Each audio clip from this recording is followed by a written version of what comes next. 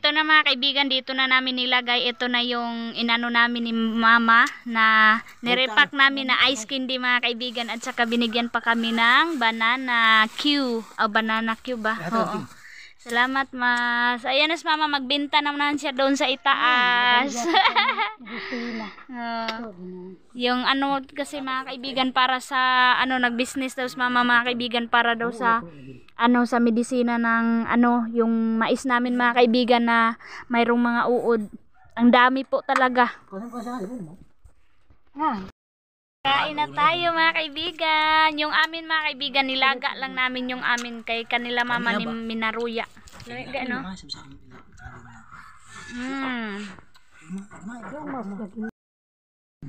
San mga kaibigan, napaaga yung alis ni mama mga kaibigan. Nag-alala kami kay Bianan kasi sobrang iyak ni mama mga kaibigan. Hindi ko naman ipakita sa inyo.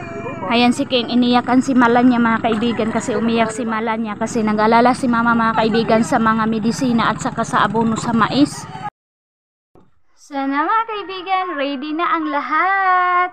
Happy Sunday mga kaibigan. Sa lahat ng mga nagsimba ngayon, Happy Sunday. Natin today mga kaibigan. Kapalda tayo and si Dodong Junjun nagbihis pa po. Tapos si Bianan mga kaibigan doon siya magsimba sa bang.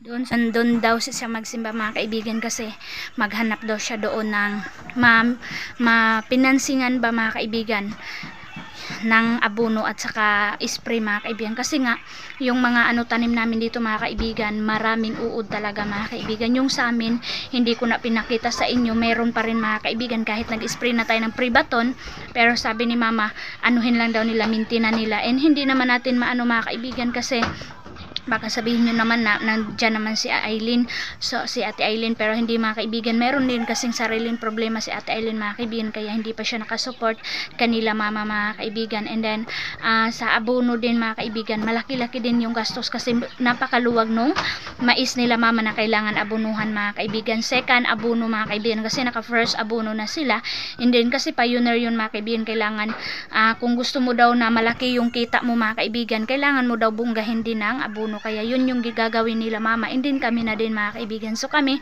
nakahanap na kami mga kaibigan ng 2 sako na ano mga kaibigan, idagdag natin sa naiwan nung pag-abonan nila ang Kuya Alem, and then meron na mga kaibigan inutang ko din mga kaibigan yung 2 sako na ano putas mga kaibigan, yung brand ng abono. Kaya tara, punta na tayo doon sa simbahan mga kaibigan habang naghintay ng mga members. Magkanta-kanta muna na tayo doon mga kaibigan sa Happy Sunday mga kaibigan ko. Kumusta po kayo? Ano mga kaibigan, nandito na kami habang nag-practice pa mga kaibigan, guitar kasi alas 8 po kami mag-start sa aming simba mga kaibigan. So ang dami namin for today Sunday mga kaibigan, sa Sunday na ito ang dami namin, so thank you Lord.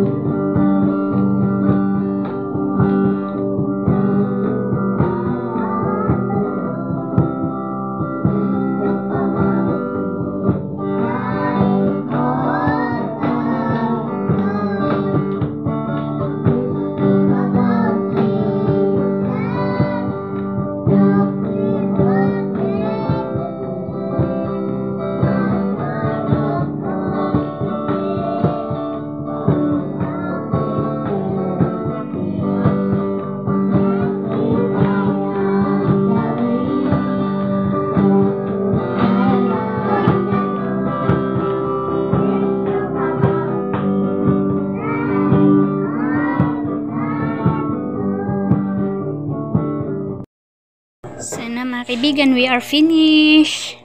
So sa tagal ng panahon mga kaibigan, mayroon na kaming laptop at saka mga kaibigan, projector na pangarap lang namin noon mga kaibigan, pero ngayon pa mga kaibigan dumating. Pero matagal na to sa amin mga kaibigan, ngayon ko lang na update, and then through sa aming pastor mga kaibigan na siya na dumating siya sa amin through sa kanyang paghihirap mga kaibigan, kaya nagkaroon kami ng projector. So ayan, bye bye, uwian na, go home na. So maaga kami natapos mga kaibigan kasi maaga kami nag-start. Ayan, 10:20 pa po ng umaga mga kaibigan, tapos na kami. Ayan, dito pa kami naiwan. So ito yung sinabi ko sa inyo mga kaibigan na soon, balang araw na ma-renovate namin tong church namin mga kaibigan through sa ating income. Soon mga kaibigan, sana patuloy nyo po ako suportahan mga kaibigan, para po pagkatapos po ng house natin mga kaibigan, ito yung always ko sinasabi sa inyo na wala pa rin kaibahan yung church namin, like sa mga cortina mga kaibigan or ano-ano man mga kaibigan yung kailangan dito sa loob ng church namin mga kaibigan, kasi kapag mayroong kita namin mga kaibigan is ano lang, kukunin ng tithes, and then tamang-tama lang din po sa pagkain namin mga kaibigan, and then hindi na po makabili kung ano man yung kailangan bilhin mga kaibigan. So ganito dito sa amin mga kaibigan, kapag wala kang malaking income, hindi mo mabibili mga kaibigan yung gusto mong bilhin, kasi tamang-tama lang makakain mga kaibigan, makabili minsan pag malaki yung kita mo mga kaibigan. Pero sa ngayon, like ngayon mga kaibigan, na medyo crisis po talaga yung panahon, lalong-lalo na sa mga pananim namin mga kaibigan. Sobrang hirap mga kaibigan kasi mayroong dangan po na dumating, mayroong mga trial sa aming mga pananim mga kaibigan, and lalong-lalo na sa pangisda mga kaibigan. Super hupa na po yung tubig sa Agusan Mars, nahirapan na po maghanap buhay ang mga tao sa pangingisda mga kaibigan. Sobrang layo yung lalakaran nila mga kaibigan papunta doon sa mayroong tubig mga kaibigan. Isipin nyo na lang, dito yung Agusan River, tapos yung lake mga kaibigan, hinupaan na sa sobrang init mga kaibigan ng panahon, tapos maglakad ka lang, tapos ganito yung init mga kaibigan, kaya sobra po yung sitwasyon dito sa Agusan Mars mga kaibigan. And sa lahat din ng naapektuhan, ingat po kayo, pray lang po tayo kay God, wala po tayong magagawa kundi siya lang po talaga yung mga kaibigan masusunod kung ano yung gusto niya dito sa mundo, kasi siya yung may-ari mga kaibigan. Kaya yung gagawin lang natin mga kaibigan, always pray na kahit anong mga pagsubok or mga pangyayari mga kaibigan, magpatuloy lang tayo mag-trust sa kanya. And then lalong-lalo na sa every Sunday mga kaibigan, dapat we always pagdaig mga kaibigan, and then sa pagkikinig ng mga word of God. So yun yung update natin in this morning of Sunday mga kaibigan sa month of May. So we are blessed na kahit mga kaibigan, kahit sobrang init, wala namang mga sakit ganun. So okay naman mga kaibigan. So punta na kami, uwi na tayo. So yan mga kaibigan, si Bianan nandun na po sa sa Sabang. Sana po matagbo ba mga kaibigan yung ni mama, yung bang kailangan mga kaibigan na abono, like sa akin mga kaibigan na nag-invest ako mga kaibigan para lang makaabono kami. So yun din yung gagawin ni mama, mangutang muna siya mga kaibigan ng abono, kasi nahiya na siya kay Ate Aileen mga kaibigan sa sobrang dami na ng kailangan ni Ate Aileen sa bahay mga kaibigan, tapos makidagdag sila, kaya hindi na yun ginawa ni mama mga kaibigan na mag-update pa kay Ate Aileen sa mga herbicide and then sa abono mga kaibigan sa kanilang mais. So si mama na lang mismo mga kaibigan yung naghanap. So ang ingay ng baby mga kaibigan, mamam daw siya, mamam. Uhaw na siya mga kaibigan, ang cute. Hi Bibi Real. Si Bibi Real mga kaibigan, ang cute. Pamangkin po ito ni Lia mga kaibigan. Si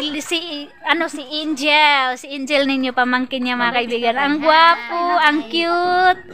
Super, wow daw siya mga kaibigan. Ayan, toy. So yun na nga update ko sa inyo. Sobrang na ni mama mga kaibigan, stress kasi ang dami niyang business mga kaibigan para lang mabili niya mga kaibigan, pero hindi talaga kaya kasi lang yun ice candy lang mga kaibigan, maliit naman lang yung yung ganansya. So yun, sabi ni mama, umiyak si mama kanina mga kaibigan, hindi ko binidyo kasi ako baka tayo kasi umiyak Kaibigan, nagtampo siya kay Papa kasi sabi niya, kapag ako yung kailangan niya, nandyan ako kapag mayroon siyang gusto sa kanyang mga manok, nandyan ako, mga kaibigan. Ganon si Mama kanina, mga kaibigan. Natatawa kami ni Dodong Junjun kasi sabi ni Dodong Junjun, ay naku ni Mama, ngayon ka pa. Sabi niya kay Mama niya, mga kaibigan. Pero patuloy pa rin yung iyak ni Mama habang sumakay siya sa pambot, mga kaibigan. Gusto sana si Dodong Junjun yung pahati din.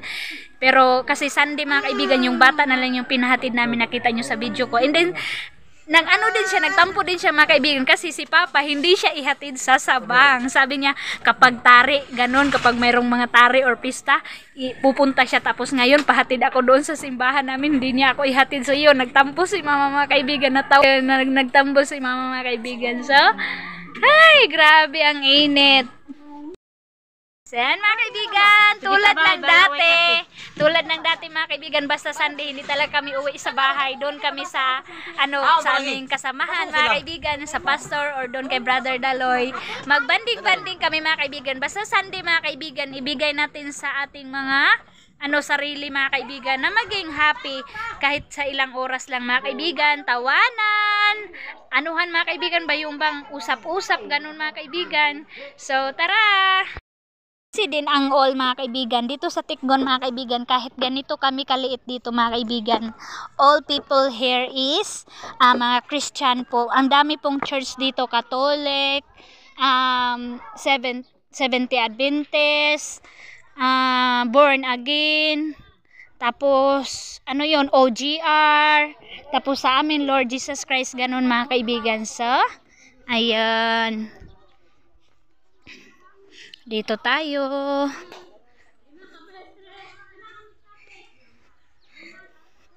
Nandito si Brother Daloy, mga kaibigan.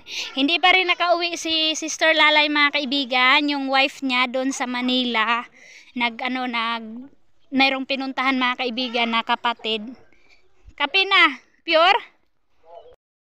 San, mga kaibigan, nag-chip in na naman tayo, mga kaibigan, para makaluto ng ulam kasi madami kami. So meron akong bihon doon sa bahay, mga kaibigan, at saka big boy. So ito na lang yung inulam namin, and sinabaw na namin, mga kaibigan, para dumami. Ayan, yung ulam natin for today's video. Ayan, chika-chika na sila dyan, mga kaibigan. Tapos na kami nag-coffee lahat. So, doon sa labas, mayroon din tao. And then yung iba, umuwi muna, mga kaibigan. Ito po yung bahay ng pastor namin, mga kaibigan, dito. So, maliit lang din po. Soon, mga kaibigan, i-renovate din niya. So, ayan yung coffee. Eat, mga kaibigan! Kain na tayo, mga kaibigan!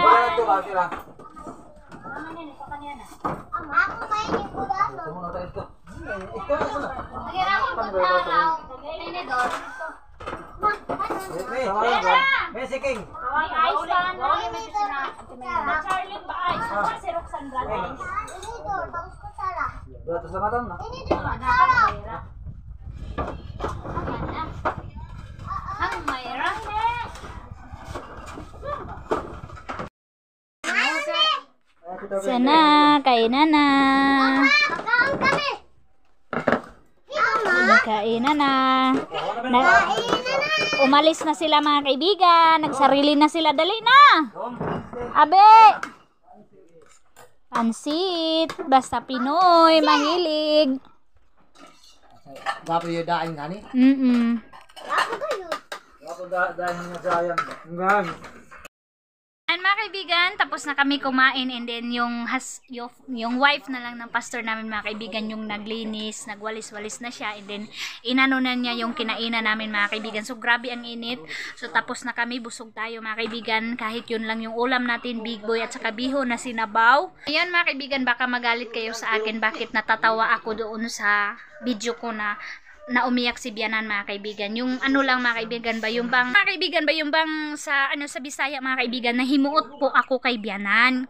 Kasi yung bang nakikita ko, mga kaibigan, na hindi inano ko na lang ba yung bang tinawanan na lang namin si Mama, mga kaibigan, para hindi niya damdamin yung sakit, yung problema, mga kaibigan. Kaya inano lang namin siya, in-encourage namin siya kanina. Okay lang yan, Mama, sabi namin kanina, sabi ni Dodong Junjun, okay lang yan, Ma, baka makahanap ka din. Tapos baka mayroon ding ibibigay si God sa'yo, hanap ka lang doon. So doon si mama mga kaibigan, hindi pa nga siya nakauwi ngayon na oras. So baka sabihin nyo sa akin na bakit natatawa si Mylene sa kanyang biyanan. So hindi yun mga kaibigan na inaano ko si biyanan mga kaibigan. In-encourage lang namin si mama mga kaibigan na hindi niya idibdib yung mga problema. Like sa akin mga kaibigan na nag-alala din ako mga kaibigan kung saan ko kukunin yung 8,000 plus mga kaibigan, yung inano ko mga kaibigan ba yung hindi lang 8,000 mga kaibigan, kasi yung first kuha namin na ruya mga kaibigan, 1,700 yung sako mga kaibigan, sa 5 po yung kinuha ko. So ilan na mga kaibigan, tapos dagdag tayo ng 2 sako. So yun po, so siguro mga 10 plus mga kaibigan yung gastos ko na inutang ko mga kaibigan, ininvest ko para po malagyan yung abono para din maka-spray kami mga kaibigan. So sana mga kaibigan makakita si mama ng tao na gagamitin mga kaibigan na ma-solve, kasi kung mayroon mahanap si mama mga kaibigan na mautangan, hindi naman siya papabayaan ni Ate Aileen mga kaibigan. Kung mayroon din kay mama mga kaibigan, kung mayroon din kay Ate Aileen mga kaibigan na pera, tutulungan nyo ni Ate Aileen mga kaibigan. Hindi lang muna sa ngayon kasi hindi pa din nakasahod si maninay ninyo, kaya wala pang update ni Ate Aileen na matulungan sila mama mga kaibigan. Hindi naman sa lahat ng oras mga kaibigan na kung ano yung problema nila mama mga kaibigan is i-ano lang nila kay Ate Aileen. So hindi po like ganito mga kaibigan na actual mga kaibigan na kailangan bilisan na makaabuno ulit. So yun po yung update natin sa sitwasyon ni biyanan mga kaibigan, na nag-alala talaga kami mga kaibigan kasi wala din ako matulong mga kaibigan, kasi katapusan pa din yung sahod ko, and then pareho kami mga kaibigan na mayroong umahan, kaya na lang kami mga kaibigan, yung bang sacrifice na lang kami. Iba-iba na lang yung ginagawa namin na makahanap kami mga kaibigan, pero nagpapasalamat din ako kay God na kahit papano mga kaibigan, kahit nag-alala na ako, mayroon ginamit na tao na mauutangan namin, yung pinakita ko sa inyo sa vlog ko mga kaibigan. So yun po yung update natin sa Agusan Mars mga kaibigan. Maraming salamat sa inyong suporta sa akin, and sana patuloy po kayo sa panonood kahit po hindi masyado maganda yung vlog natin mga kaibigan, pero nandyan kayo, nagbigay kayo ng time sa akin, kaya yun po ang pinaka big blessing sa akin mga kaibigan, na binibigyan nyo ako ng time sa inyong panunood mga kaibigan. Malaking tulong po yun sa akin. So sana po wag nyo po skip yung ads ko, share my vlog mga kaibigan, and sa lahat ng mga new subscriber ko, hello! Maraming salamat po sa inyo. Shout out po sa inyong lahat, sa lahat po nang nagpa-shout out sa akin. Hindi ko na po kayo maisa-isa mga kaibigan, pero alam ko kung sino kayo, and salamat po sa lahat ng mga good comment ninyo, and then sa pag-appreciate ninyo mga kaibigan sa ating pabahay dito sa Agusan Mars. Soon mga kaibigan, I hope na on this September mga kaibigan na mag 1 year siya, sana makalipat na tayo mga kaibigan. So thank you, bye bye, and happy Sunday. God bless sa ating lahat dyan sa inyo mga kaibigan.